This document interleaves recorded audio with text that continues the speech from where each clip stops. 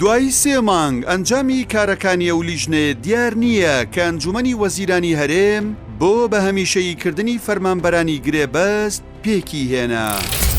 ئەنجومەنی وەزیرانی حکوومەتی ماوە بە سەرچووی هەرێم ڕۆژی 8 پێنجی 2024 کۆبووە و بڕیاریدا لیژنەیەک بۆ بە هەمیشەییکردنی فەرمانبەرانی گرێبەست پێک بهێنێت. بەپێی بڕیارەکە دەبوو لیژنەکە لە ماوەی 15 ڕۆژدا کارەکانی تەواو بکات و ئەنجومەنی وەزیران بڕیاری کۆتایی لەسەر بە هەمیشەییکردنی فەرمانبەرانی گرێبەست بدات.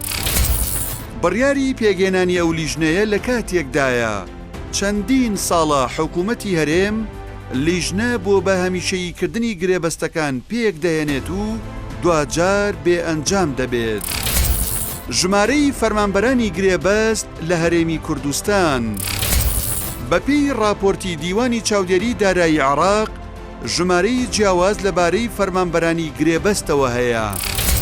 بە جۆرێک لە مانگی دەی ساڵی 2023 ژمارەی گرێبەست 26,889 فەرمانبەرە، لە بایۆمەتری 31,698 فەرمانبەرە، لە فەرمانگەی بودجەی وەزارەتی دارایی هەرێم 24,933 فەرمانبەرە، لە فەرمانگەی ژمێریاری وەزارەتی دارایی هەرێم 26,174 فەرمانبەرە.